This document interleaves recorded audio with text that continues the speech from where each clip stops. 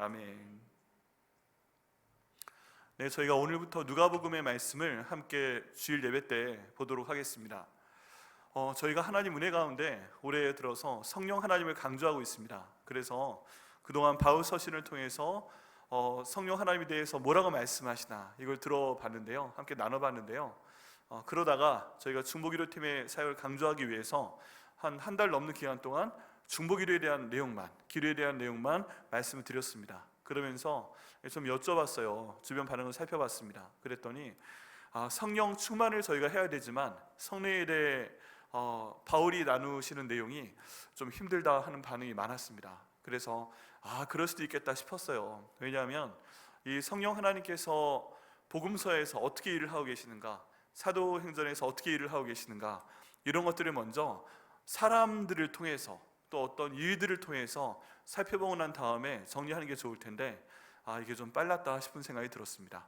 그래서 그동안 성령에 대해서 그 성령 하나님께서 하나님이 천지를 만드실 때 함께 하셨습니다. 그리고 하나님께서 인간을 만드실 때 함께 하셨습니다. 하나님께서 사람을 치료하실 때 함께 하셨습니다. 예수님께서 죽으셨는데 예수님을 다시 살려내실 때 성령 하나님께서 그 일을 감당하셨습니다. 등등의 내용을 전했고요. 또 많은 내용이 남아있지만 이 내용은 약간 미루도록 하겠습니다. 그리고 복음에 대한 내용을 저희가 먼저 듣겠습니다. 이 복음에 대한 내용은요, 저희 신앙의 중심이 됩니다. 저희가 이 복음이 마음 가운데 딱 새겨져 있으면 이 이야기를 생각하며 이 사람을 통해서 일하신 하나님의 그 모든 일의 진행과 시작과 진행과 결과를 생각하며 우리가 기도할 수 있습니다. 힘을 낼 수 있습니다. 그래서 이 내용을 저희가 먼저 알아보겠습니다. 특별히 복음서에는 마태, 마가, 누가, 요한복음이 있습니다. 그런데 누가복음을 선택한 이유가 무엇인가 하면요, 이 누가복음이 저희가 알아듣기에 가장 쉽기 때문에 그렇습니다. 마태복음은 유대인들을 대상으로 쓰여진 복음서예요. 그래서 마태복음을 제대로 이해하기 위해서는 유대교의 전통에 대해서 좀 알아야 됩니다. 공부를 해야 됩니다. 근데 이게 저희 일상생활과 많이 맞닿아 있지는 않습니다. 그렇기 때문에 마태복음보다는 누가복음이 낫겠다 싶고요. 마가복음은 처음 쓰여진 복음서라고 알려져 있지만 여기에 여러 가지 것들이 좀 더 포함되는 것이 필요하고요. 요한복음은 굉장히 깊이 있는 말씀입니다.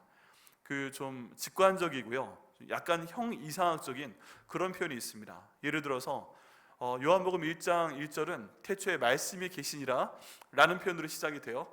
근데 이 태초는요, 하나님이 천지를 창조하시던 그 창세기 1장 1절에 나와 있는 그 태초에 태초에 하나님이 천지를 창조하시니라 라고 말씀하실 때 나오는 이 태초가 아니에요. 그 태초에 하나님이 천지를 창조하시기 이전의 시간을 말을 합니다. 천지를 창조하시기 이전에 태초가 있었어요. 어떤 시간인지 감도 안 잡혀요, 저희는.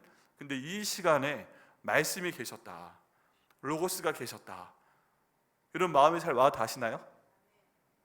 아멘, 감사합니다. 근데 이게 좀 어리어리해요. 이게 무슨 얘기 하는 거지? 태초가 있었고 그게 천지창조 이전이라고 하고, 그러면 그게 언제야? 그리고 그때 말씀이 계셨다고 하네. 그리고 좀 내려가다 보면, 몇 절 더 내려오면 그 말씀이 육신이 되어 우리 가운데 계셨으니 그 말씀이 바로 예수님이시다, 이렇게 내용이 됩니다. 그러니까 이렇게 생각을 해보면 금방 언뜻 이해가 안 되시는 분들이 계실 수가 있어요. 먼 얘기 같아요. 그런데 누가복음은 약간 다릅니다. 누가복음은요, 아예 전혀 예수님에 대해서 들어보지도 못한 이방 사람들, 유대인도 아니고요, 굉장히 하나님 말씀을 잘 아는 사람도 아니고요, 처음 복음을 듣는 사람들을 위해서 누가가 쓴 복음서입니다. 여러 자료들을 모았어요. 그런데 이 누가의 직업이 무엇일까요? 의사죠. 잘하시네요. 네, 누가의 직업은 의사였습니다. 그렇기 때문에 관찰을 굉장히 잘해요. 그리고 잘 듣습니다. 여러분, 의사분이 환자를 진찰할 때 이과 대충 하고서 이렇게 진찰하고 처방하면 돼요, 안 돼요? 안 되죠. 배가 아프다고 환자가 갔어요. 근데 배가 아파요? 맹장이네, 엽시다 하면 돼요, 안 돼요? 안 되죠. 배가 아프다고 해서 맹장이네 하고 딱 열었는데 열어보니까 맹장이 아니에요.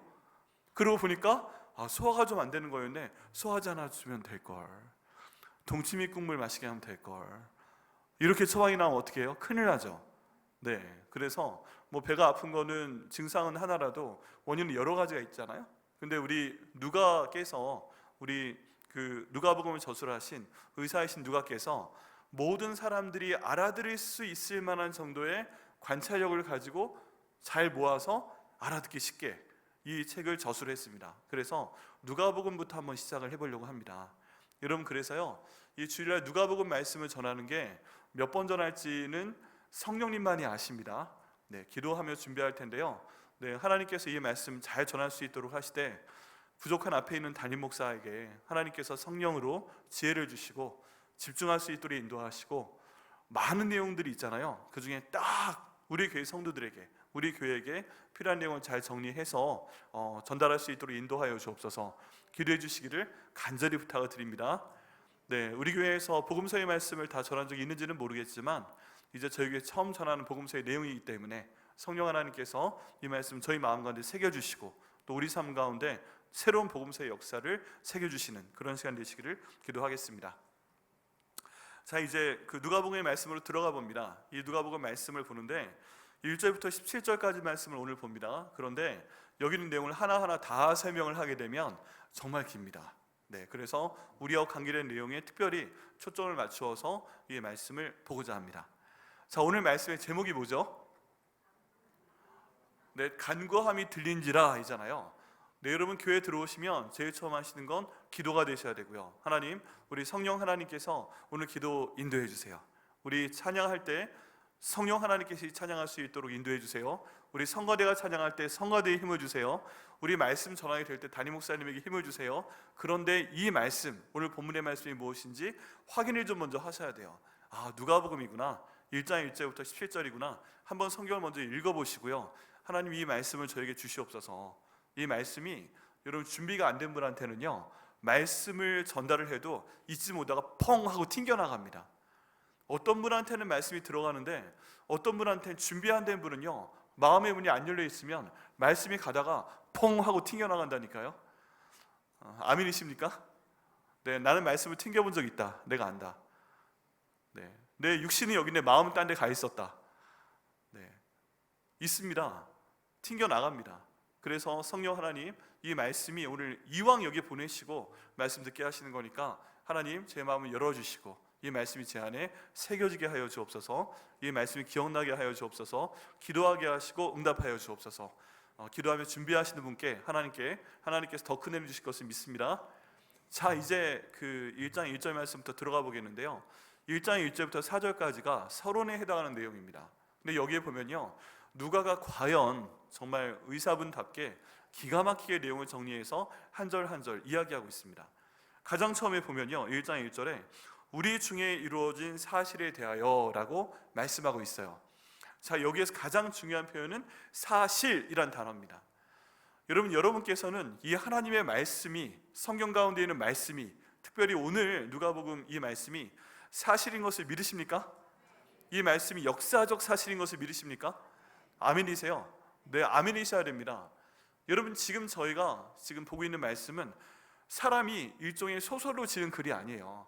일부는 사실이고 일부는 상상력에 의해서 적은 글이 아닙니다. 우리는 성령 하나님께서 이 저자를 통해서, 누가를 통해서 우리에게 정말 사실을 전달해 주신 것을 믿어야만 됩니다. 그래야 이 말씀이 내 것이 되는 거예요. 다른 모든 스토리가 아닙니다. 여러분, 어떤 분들은 그런 말씀하시는 것도 들은 적이 있어요. 여기 성경이 더 재밌어요? 아니면 해리포터가 더 재밌어요? 했을 때 해리포터가 더 재밌죠. 여러분, 굉장히 두껍습니다. 그 책을 다 읽어보셨나요?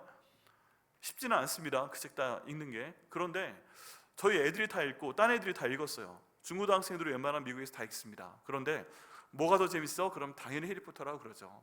그런데 어떤 책은 사실이 아니에요. 사실 그 해리포터는 상상력에 의한 책이지 사실은 아닙니다. 근데 누가는 여기에서 강조합니다. 굉장히 짧게 이 책에서 말씀하고 있는 복음은, 예수님에 대한 내용은 사실이다 하는 것입니다.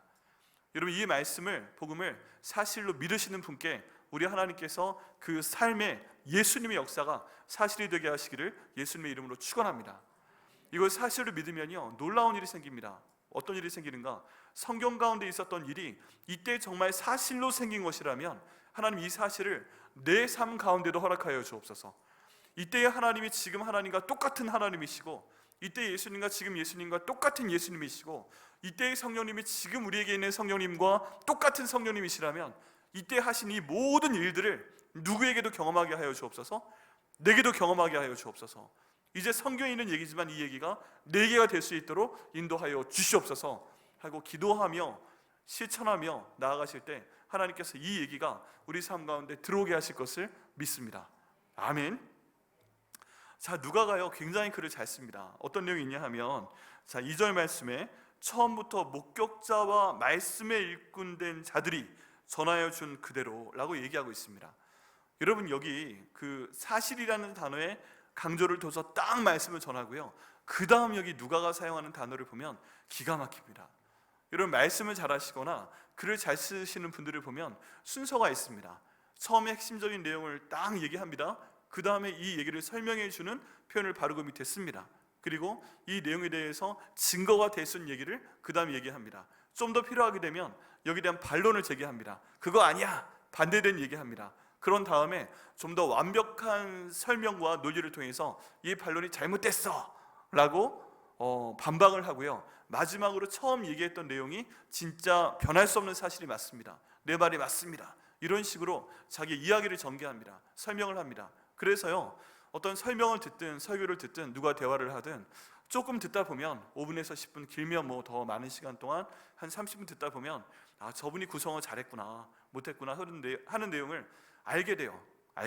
그런데 이 누가는요 기가 막히게 그 원칙을 지켜서 이 지금 설명을 하는 것을 볼 수 있습니다. 처음에 하나님 말씀은 사실이다 하고 1절에 얘기한 다음에 2절에 왜 사실인가에 대한 답을 말을 하는 것이에요. 그게 뭐냐 하면 2절에 이 사실은 목격자가 얘기한 거다 하고 얘기를 합니다. 여러분, 목격자가 뭐예요? 목격자는 정말 그 내용을 눈으로 본 사람이죠. 네, 내가 이거 눈으로 봤어 하는 사람이 바로 목격자입니다. 그런데 누가가 지금 적는 이 얘기들은 내가 목격자로부터 들은 것이다 하고 지금 얘기하고 있습니다. 여러분, 목격자는요 그 현장에 있습니다. 그 사실을 직접 눈으로 봤습니다. 그리고 본인 마음에 새겼고요, 여기를 다른 사람들과 공유할 수 있는 그런 사람들이에요. 예수님의 이야기는 특징이 뭐냐 하면 목격자들이 직접 본 것을 저술한 글이라는 것입니다. 이 목격자는 자기의 본 것을 그대로 옮기는데, 그래가지고요 아이 위트니스라는 단어를 씁니다. 눈으로 봐서 내가 증인이 되는 사람들. 그래서요 복음서에 보면 가끔 이건 뭐지? 싶은 구절들이 있어요. 굳이 이야기를 할 때 이런 내용이 필요가 없어요. 예를 들면은 저기 예수님께서 배를 타고 가시는데 해는 여기 뉘엿뉘엿 저물고 있었고 근처에 배도 몇 개 떠 있었더라, 이런 내용이 있습니다. 그 다음에 예수님이 등장을 하세요. 그런데 굳이 예수님께서 이런 말씀을 가르치셨다 이런 얘기를 하면 되는 거지, 그때 뭐 해가 지고 있었고 저쪽에 뉘엿뉘엿 하고 있고 여기 강물은 지금 이렇게 하고 있고 거기에 배가 여기저기 떠 있었더라, 이런 얘기를 굳이 쓸 필요가 없잖아요. 왜 이런 얘기를 썼지? 복음서에? 그 이유는 무엇이냐면 눈으로 본 사람이 이걸 그대로 기록한 것이다 하는 내용을 강조한다는 것입니다. 여러분, 여기 나와 있는 모든 내용은 누군가 눈으로 본 것을 쓴 것이고, 그 눈으로 본 걸 썼을 때 여러 사람들이 보고 이건 정말 나도 봤다 공유하는 그런 얘기를 쓴 것입니다. 이 모자이크 같은 얘기를 다 하나하나 이렇게 짜서 보면 처음에는 단편적인 것만 보였는데 여러 각도에서 여러 목격자들이 본 내용을 종합하다 보니까 하나의 완전한 사실이 여기에 드러났다 하는 것입니다. 그래서요 굉장히 많은 사람들이 복음서에 나와 있는 내용들, 성경에 있는 내용들을 반박하려고 노력을 해봤어요. 이 성경이 학문의 축에나 들어? 뭐 성경을 아는 게 지성이냐? 뭐 이런 내용으로 내가 이걸 반박해보겠다, 뭐 예수님의 부활을 반박해보겠다, 이런 내용으로 진행한 연구들이 많이 있습니다. 근데 결론은 어떻게 되는가? 이 성경은 사실입니다. 이 성경은 정말 하나님의 말씀입니다. 내가 반박하려고 했는데 도저히 내가 잘못된 점을 찾아낼 수가 없습니다 하면서 그런 사람들은 다 마지막에 성도가 됩니다.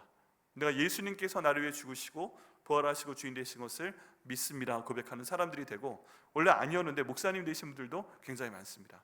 그래서 여러분, 이 내용이 왜 강력하다? 왜 우리 가운데 능력이 있다? 이 말씀은 바로 목격자가 그 내용을 전달한 것이기 때문에 그렇습니다. 여러분, 목격자, 이 내용 조금만 더 말씀을 드리면요, 우리도 하나님 하시는 일의 목격자가 될 수가 있습니다. 성경 가운데 있는 내용을 목격자가 지금 말해놓은 것이잖아요. 그러면 이 목격한 것을 나도 목격하게 하여 주시옵소서. 우린 기도할 수 있어요. 예를 들어서 어떤 목격자가 있습니다. 눈으로 본 사람이 있습니다. 무엇을 봤는가? 예수님께서 빈들에 계세요. 빈들에 계신 거 알고 사람들이 몰려갔습니다. 예수님께서 계속 가르치십니다. 병자를 고치십니다. 그러다가 사람들이 다 배고파합니다. 예수님께서 근데 사람들을 보내지 않으세요. 그냥 사람들한테 제자들을 시켜서 다 그 빈 들에 해는 저물어 가는데 앉게끔 하십니다. 어떤 어린아이가 도시락 하나를 예수님께 가져갑니다. 이걸 다 보고 있는 거예요. 근데 뭘 가져가지? 하고 빨리 달려가 쓱 하고 보니까 여기에 떡 5개랑 물고기 2마리가 있는 거예요. 야, 저 예수님 드시라고 제가 싸운 도시락 갖다 드리나 보다. 근데 이거 예수님 드실 줄 알았는데 나도 좀 배가 고프다. 저거 예수님만 드시나? 어쩔 수 없지. 이러고 있는데 갑자기 놀라운 일이 벌어집니다. 예수님께서 제자들을 불러 모으시더니 그 도시락에서 이 떡을, 물고기를 좀씩 잘라서 주시는 거예요. 그리고 제자들은 이것을 가지고 나르기 시작을 합니다. 말도 안 되는 일이죠. 이게 어떻게 그럴 수 있지?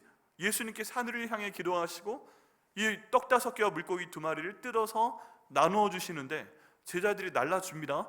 그리고 사람들한테 둥글게 앉도록 하고 이 음식을 나눠줍니다. 그러다 보니까 계속 주는 거예요. 또 가고 또 가져오고 그러다 보니까 나도 받은 것을 먹습니다. 떡 맛있네, 물고기 맛있네. 이러다 보니까 서서히 배가 차옵니다. 그 주변을 한번 이렇게 둘러봤더니 야, 이게 언뜻 잡아도 남자만 5,000명 정도가 여기 모인 거예요.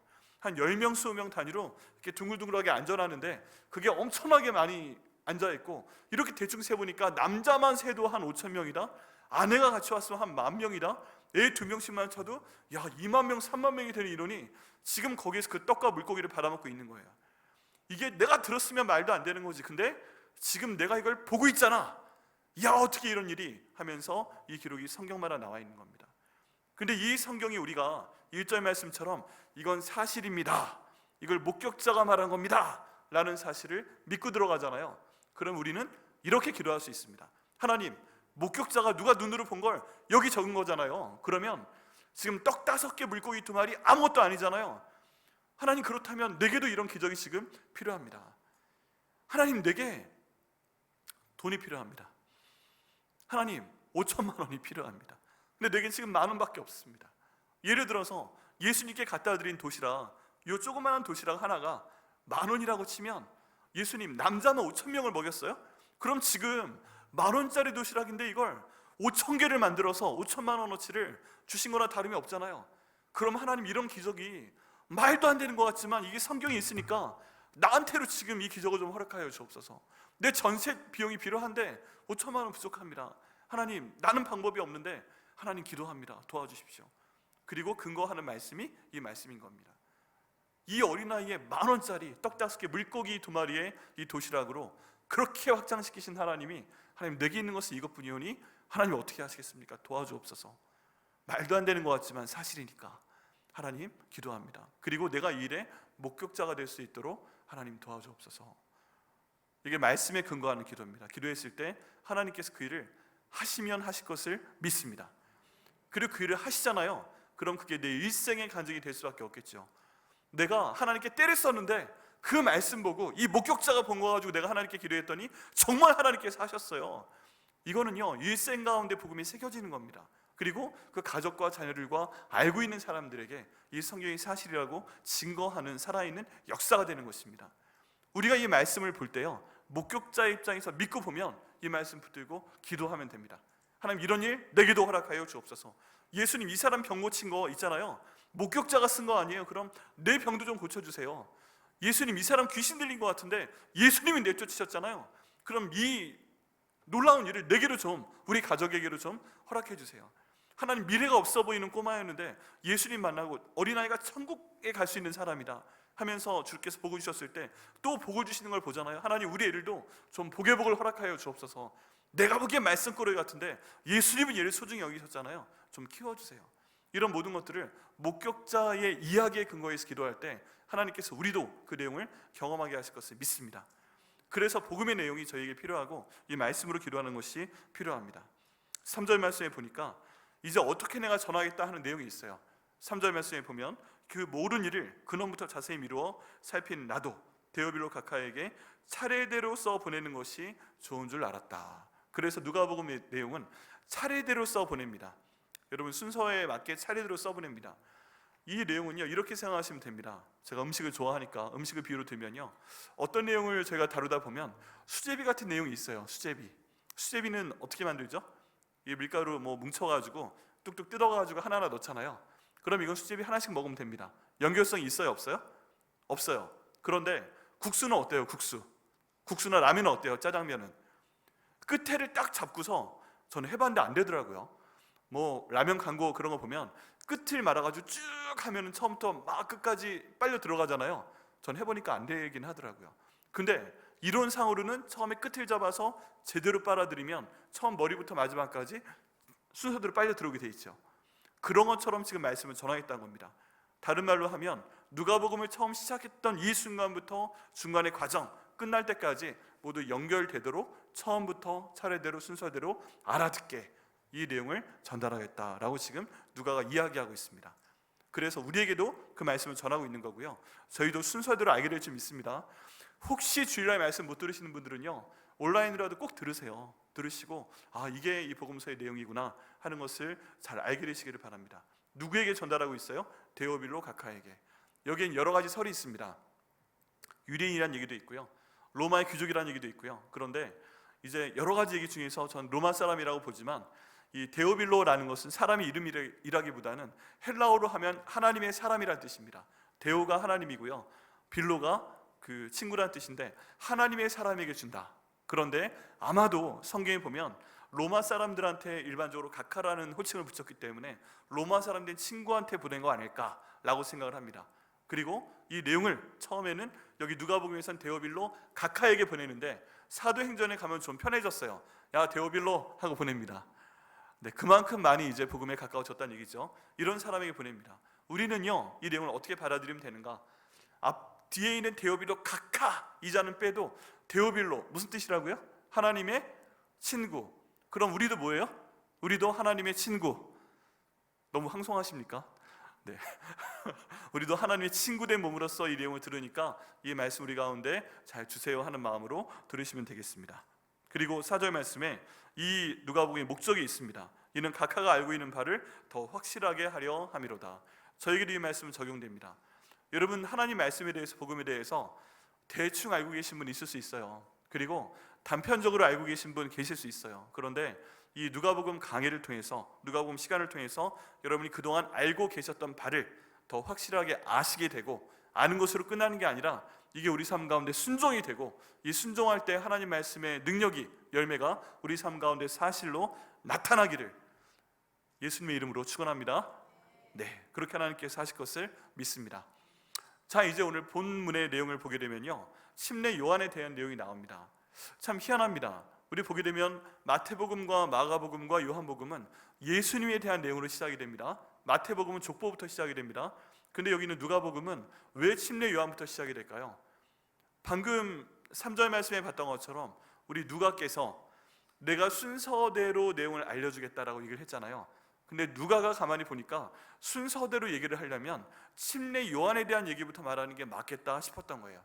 그래서 침례 요한에 대한 얘기부터 나오게 됩니다. 그리고 이 침례 요한의 아버지, 어머니 얘기가 나옵니다.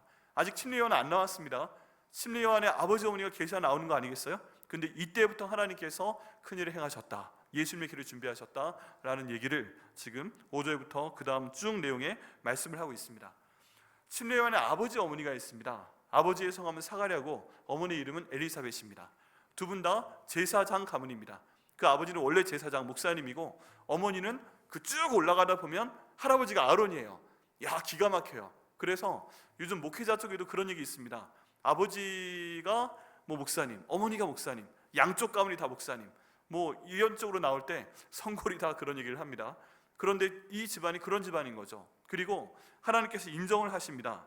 6절 말씀에 보니까 이 두 사람이 하나님 앞에 의인이니 주의 모든 계명과 규례대로 흠이 없이 행하더라. 집안도 좋은데 이 두 사람도 굉장히 하나님 말씀을 잘 지켰다는 얘기죠. 여기 보면 의인이다라는 표현이 있습니다. 여러분, 성경에서 지난번에 제가 한번 설명을 드렸는데 하나님께서 악하다 보시는 게 있고요, 하나님께서 의롭다 보시는 게 있어요. 악하다 하나님이 보시는 건 벌을 주십니다. 의롭다 보시는 거는 하나님이 상을 주십니다. 그럼 무엇이 악이고 무엇이 선인가? 무엇이 악이고 무엇이 선이라고 말씀드렸죠? 한 번 더 말씀드리면 악은 하나님께서 만드신 기준에 못 미치는 게 악입니다. 구약 성경의 기준인데요. 다니엘서에 나와서 다니엘서에서 말씀드렸는데, 다니엘서에 나와 있는 벨사살 왕이 하나님의 성전에서 가져온 금과 은그릇을 가져다가 술을 마시면서 그들의 우상들을 찬양하면서 술을 마실 때 벽에 손가락이 하나 나타나 글을 하나 씁니다. 메네메네 데겔 우바르신. 다른 내용 제하고 내가 너를 저울에 달아보았더니 부족하다. 그래서 이 나라 더 이상 유지하지 못한다. 내가 메렛 사람에게 넘겨줄 거야 해서 그 잔치가 끝나는 그날 밤에 메렛 사람이 쳐 들어와서 이 벨사살 왕과 그 왕조를 무너뜨려 버립니다. 무서운 얘기죠. 여기에서 중요한 건 뭐냐면 하나님이 갖고 계신 저울이 있다는 것입니다. 하나님이 우리를 달아보시는 저울이 있습니다. 내가 너를 만들었다. 내가 너를 만들었는데 내 기준에 너는 100kg가 나가야 된다. 그런데 달아봤더니 너네 50kg밖에 나가지 않지? 너는 내 기준에 부족하다. 내가 한 모든 생각, 내가 한 말, 내가 한 행동, 이것이 내가 기준에 볼 때는 100kg가 나가야 되는데 절반밖에 못 미친다. 그러면 너는 악하다, 벌 주시는 거예요. 성경에 또 하나의 개념이 있습니다. 다림줄이라는 것이 있습니다. 다림줄. 다림줄이 뭐냐 하면 끝에 무거운 그 쇳덩어리 같은 걸 달고 실을 매다는 거예요. 그러면 이걸 딱 들면은 이 직각을 알 수가 있어요. 그러면 건물의 벽돌 같은 걸 쌓을 때 다림줄을 딱 대보면 대놓고 쌉니다. 안 대놓고 쌓을 경우에 어떻게 될까요? 이 벽돌이 똑바로 올라가야 되는데 기울게 올라갈 수도 있겠죠. 또는 삐뚤삐뚤 올라갈 수도 있겠죠. 그래서 정확하게 기준을 딱 만든 다음에 여기에 맞게 쌓으라고 하는 거예요. 그런데 하나님께서 우리의 모든 길에 대해서, 우리가 한 모든 생각과 말과 행동에 대해서 하나님의 다림줄 기준으로 딱 재봤더니 이게 기울어져 있고 너는 발로 툭 치면 무너지겠다. 삐뚤빼뚤빼뚤 돼 있고 너는 툭 쳐도 그냥 폭삭 주저앉겠다. 기준에 안 맞는다는 것이죠. 하나님의 기준에 안 맞는 것이 악이다 라고 말씀을 하고 계십니다. 여러분 한번 돌아보셔야 됩니다. 내가 하는 생각과 말과 행동, 내가 하는 하나님의 자녀로서의 신앙생활이 하나님께서 저울에 달았을 때 충분할까? 그 기준에 넘을까? 하나님의 다림줄을 딱 놓쳤을 때 하나님 보시기에 똑바르게 쌓여 있을까? 하나님 보시기에 그 모든 기준에 넘쳐서 복의 복을 받는 저 여러분 되시기를 예수님의 이름으로 축원합니다. 여기는 의인, 악하다, 의롭다, 악인과 의인, 이때요 지금 악은 그런 행동이고 그런 상태고 악인은 그런 상태 가운데 있는 사람입니다. 하나님께서는 벌을 주십니다. 근데 지금 이분들한테는 의인이다, 네가 모든 기준에 넘쳤다, 너를 제호를 달아보니까 네 그 무게가 충분하다, 너를 다림줄로 한번 재봤더니 넌 아주 똑바르다, 내가 너를 사랑한다 라는 표현으로 지금 말씀 가운데 나오고 있습니다. 그런데 이런 분이라면 여러분 어떻게 생각을 하세요? 모든 게 완벽해야 되겠죠. 조건이 일단 건강하고 재정적으로도 풍족하고 뭐 집안도 잘 살고 다 하나님께서 주시는 복이 풍성해야 될 것 같은데 이 집안에는 부족한 것이 있습니다. 그 부족한 것이 무엇인가? 7절 말씀에 나와 있는데요, 엘리사벳이 잉태를 못함으로 그들에게 자식이 없고 두 사람의 나이가 많더라 라고 되어 있습니다. 자녀가 없는 거예요. 여러분 가문도 좋잖아요. 엄마 쪽은 아론 쪽이고 아빠 쪽도 아론 쪽이에요. 너무 좋아요. 훌륭한 쪽이에요. 이 가정 가운데서 자녀가 난다면 남자가 나면 훌륭한 또 제사장이 되고 여자가 또 나면 훌륭한 사모님이 될 수도 있는 것 같아요. 그런데 이 가정에 자녀가 없다는 거예요. 여기에 근심 걱정이 싹 배어 있는 걸 볼 수가 있습니다. 또 어떤 분들이 이 말씀 보고 그러실 수 있어요. 야, 요즘 의학으로 하면 여기 왜 엘리사벳이 잉태하지 못했다고 나오지? 엘리사벳만의 잘못은 아닌데? 이럴 수도 있죠. 근데 어떤 쪽이 어떨지 모르겠는데 어쨌든 성경은 지금 그렇게 기록을 하고 있습니다. 사가랴와 엘리사벳이 기도 제목이 있는 거예요. 그게 뭐예요? 하나님, 저희가 이렇게 하나님의 복받는 이 직분을 행하게 하심을 감사합니다. 하나님, 이렇게 평안히 늙을 수 있도록 해주시고 예배를 인도할 수 있도록 해주심을 감사합니다. 그런데 하나님, 저에게 자녀를 주면 좋겠습니다. 아들이든 딸이든 자녀를 주시면 좋겠습니다. 이 기도를 지금 계속 해오고 있는 겁니다. 언제까지요?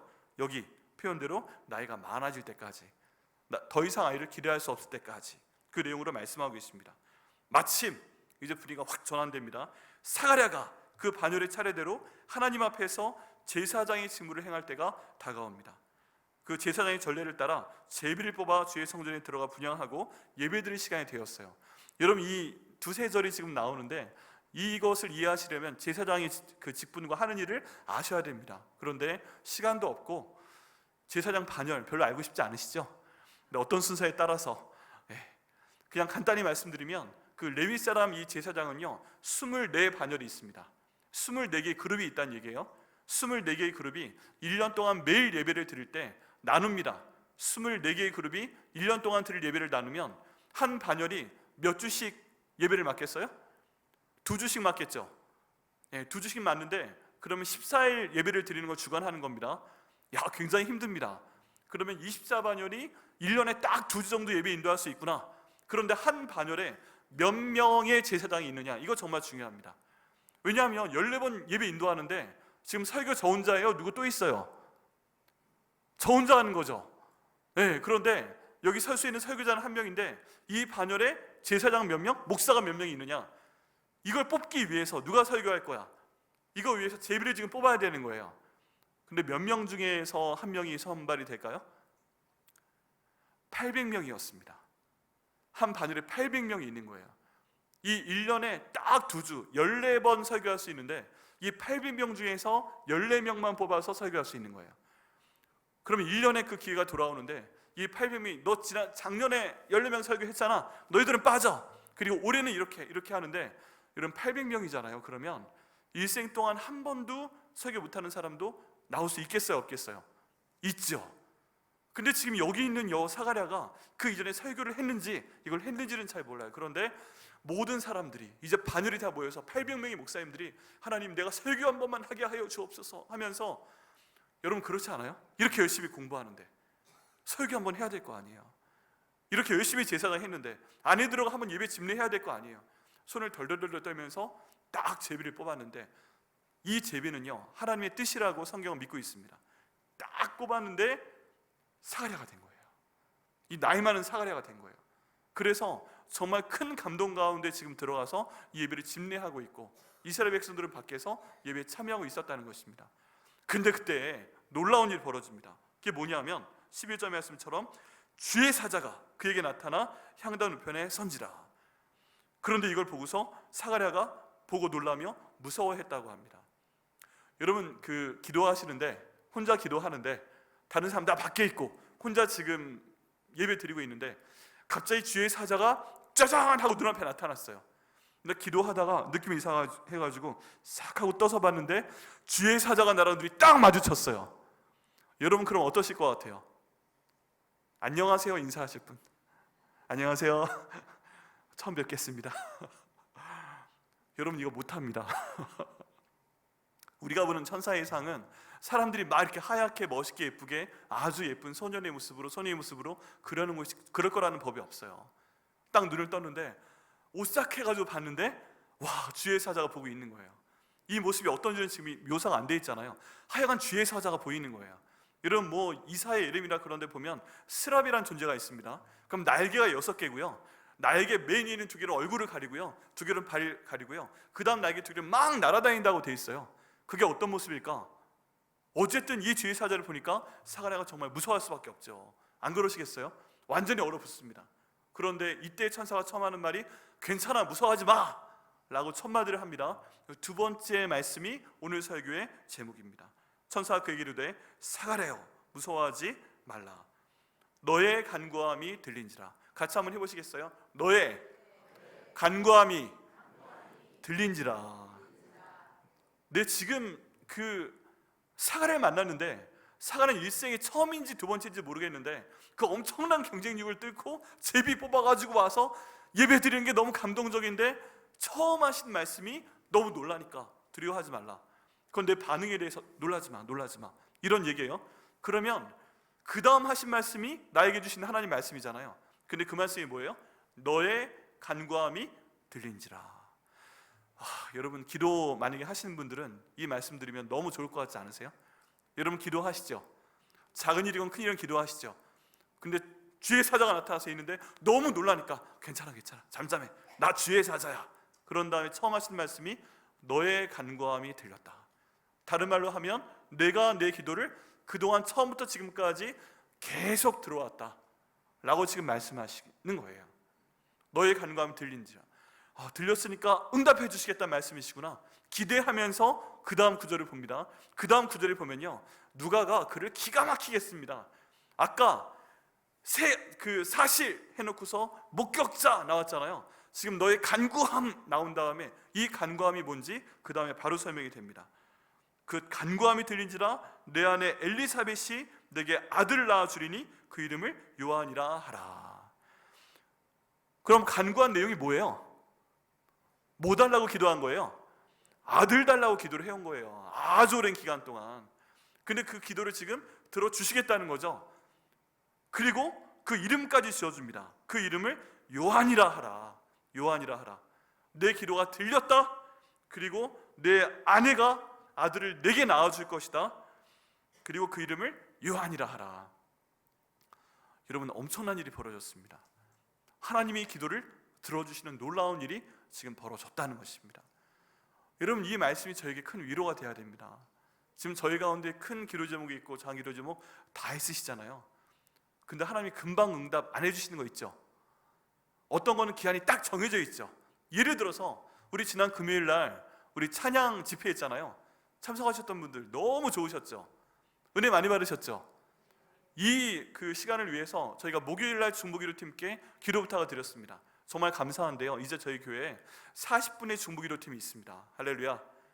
이 분들이요, 일주일에 1시간씩 우리 중보기도실에 오셔서 1시간씩 기도하십니다. 그러면 이 기도가요, 일주일에 40시간씩 우리 교회에 쌓이게 됩니다. 4주로 하면요 160시간이 쌓이게 됩니다. 너희 교회가 나한테 기도 얼마나 했어? 하나님 말씀하시면, 다른 분들 개인적으로 하는 건 다 모르겠지만 일단 저희 트리니티 중보기도 팀 40분이 40시간을 기도하셨습니다. 1시간에 한 분씩 40분이 그렇게 말할 수 있는 상태가 된 거예요. 너무 감사하시죠? 할렐루야입니다. 네, 우리 중보기도 팀으로 섬기게 되신 분들을 위해서 우리 감사의 박수 한번 드리겠습니다. 근데 이때 저희가 하루 기도부터 하겠어요. 내일 금요 찬양 축제 우리 민호기 목사님 오셔가지고 예배 드릴 거니까 기도 제목 이거 11가지 드립니다. 이거 기도해 주세요 라고 기도 부탁을 합니다. 그리고 그 다음날 저녁에 우리가 함께 그 예배를 드렸잖아요. 너무 은혜로웠습니다. 저 은혜 많이 받았고요, 너무 감사했고요. 저랑 동갑이신 목사님이 어쩜 그렇게 위대해 보이는지 참 감사한 시간이었습니다. 저는요, 민호기 목사님을 하나님께서 잘 사용하신 것도 있지만 그 중보기도 팀이 기도해 주신 거에 대한 응답이라고 믿습니다. 중보기도 팀이 기도해 주셨기 때문에 더 은혜로웠다고 저는 믿습니다. 그런데요, 이제 저희 교회가 더 오래 기도하는 것도 있습니다. 헌당을 위해 기도하고 있고, 우리 교회 하나님 이렇게 3층 4층 자리가 있는데 제가 청빙받아 오기 전에 얼마나 조사를 많이 했겠습니까? 저희 백향목교회에 대해서 제가 드릴 수 있는 걸 다 뒤졌지요. 유튜브 뒤지고 네이버 구글 뭐 다 뒤지고 신문 나온 거 있는 거 다 뒤지고, 저만 그런 줄 알았더니 저 와보니까 저에 대해서도 조사를 많이 하셨더라고요. 유튜브 다 뒤져보고 뭐 있나 다 뒤져보고, 그래서 많이 알고 계시더라고요. 제 몸무게 빼고. 네. 근데 이제 저희 교회 조사를 할 때 홈페이지부터 봤더니 이 코로나 기간 때문에 치워서 그렇지 3층 4층에 의자를 두어서 한 번에 예배 드릴 수 있는 인원이 700명이다 라고 돼 있었습니다. 그럼 우리 교회가 한 번에 예배 드릴 수 있는 인원이 700명이구나. 여러분, 그래서 교회 곳곳에 다녀보시면 지금 여기 앉아 계신 빨간 의자가 4층 5층 여러 군데 퍼져 있습니다. 그거 다 모아서 두면 700개라는 뜻이죠. 여러분, 어떤 기도 저희가 드리고 있습니까? 이 700개의 자리에 하나님께서 다 채워 주시옵소서. 언제가 될지 모르지만 하나님, 아직 아니지만 그래도 진행돼 가고 있는 중에 있잖아요. 많이 부응하고 있잖아요. 다 채워주실 것을 믿습니다 하고 기도할 때 언젠가 이루어 주시겠죠. 하나님, 우리 교회 헌당이 언제가 될까요? 하게 해 주옵소서 기도할 때 언제가 되게 해주시겠죠. 이걸 기도하면서 나아가고 있는 겁니다. 어떤 거는 딱 하루만 기도하면 되고, 어떤 거는 언제 기도가 끝날지 몰라요. 언제 응답이 될지 몰라요. 근데 하나님께서 응답하신다는 것입니다. 근데 이렇게 기도하고 있는 이때 우리 가운데 갑자기 주의 사자가 나타나서 내 간구함이 들린지라 라고 말씀하시면서 하나님이 한 번 예배 드릴 때 700명 채워주시고, 두 번 드리니까 1400명 모이고, 3부 예배 드리니까 2100명 모이게 하시고, 그러면서 헌당도 되게 하시고, 이런 날을 저희 백향목교회 가운데 주실 것을 믿습니다. 아멘. 그때가 있다는 것입니다. 여러분, 기도에는요 끝이 있습니다. 근데 뭐가 문제예요? 왜 아직 아니에요 하나님? 지금 얼마나 오랫동안 기도했는데 안 줘요. 내가 우스워요? 내가 기도한 게 몇 년인데 지금 1년 기도했어요? 10년 넘었잖아. 저 사람 기도는 다 들어주는데 왜 내 기도는 안 들어줘요? 나는 뭐 하나님 아들 딸 아니에요? 난 주서오나.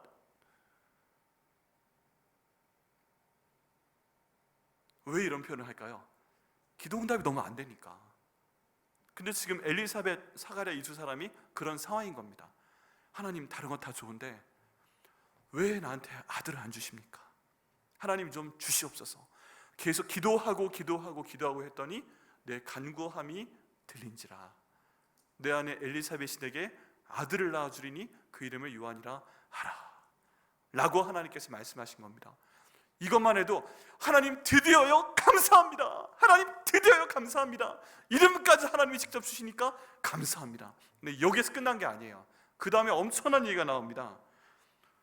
너도 14절부터 17절까지요. 너도 기뻐하고 즐거워할 것이요 많은 사람도 그의 태어남을 기뻐하리니 이는 그가 주 앞에 큰 자가 되며 포도주나 독한 술을 마시지 아니하며 모태로부터 성령의 충만함을 받아 이스라엘 자손을 주 곧 그들의 하나님께로 많이 돌아오게 하겠습니다.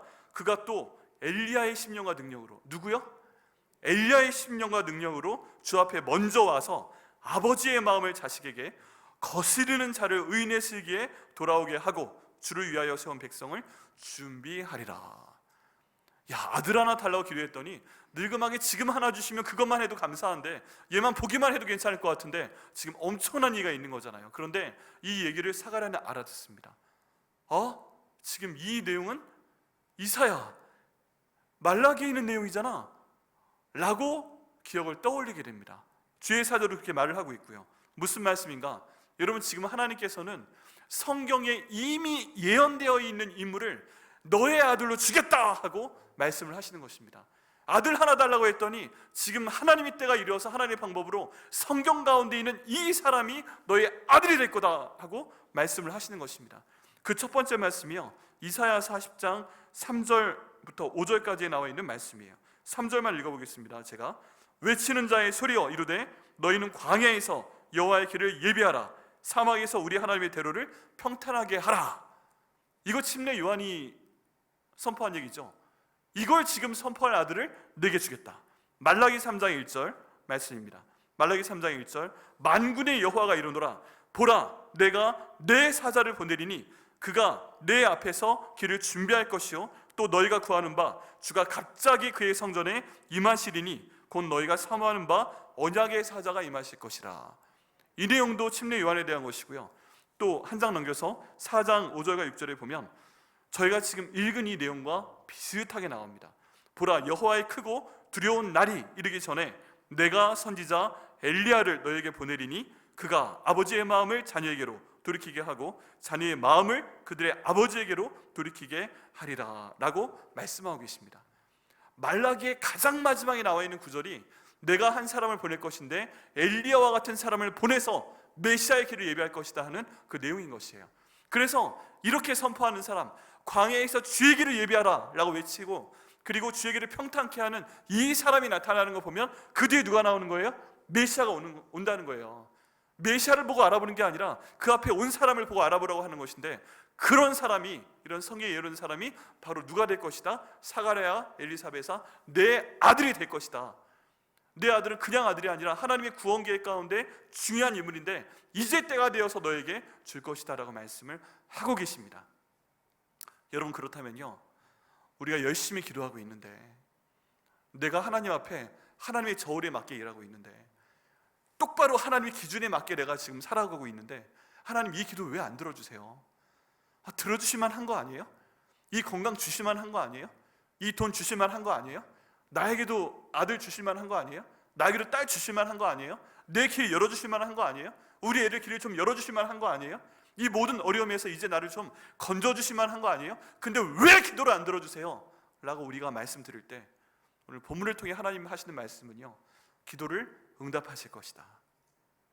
그런데 늦어 보여도 하나님의 때 하나님의 방법으로 가장 좋게 응답해 주실 것이다 라고 말씀하시는 것인 줄 믿습니다. 그때까지 우리가 해야 될 건 뭘까요? 기도를 포기하지 않는 겁니다. 여러분, 기도를 포기하시면 안 됩니다. 하나님이 그만둬, 그만해 말씀하시는 거 아니면 말도 안 되는 것 같아 보이는 기도 제목이라도, 여기 있는 사가랴와 엘리사벳이 아들 달라고 하는 기도가 말이 안 되는 것 같아도, 아브라함과 그 사라가 아들을 가질 것이다 하는 이 희망이 말이 안 되는 것 같아도 하나님이 아니야 라고 말씀하시는 거 아니면, 하나님 내가 계속 기도하오니 내 간구함을 들어주시고 하나님이 때 하나님의 방법으로 응답하여 주옵소서.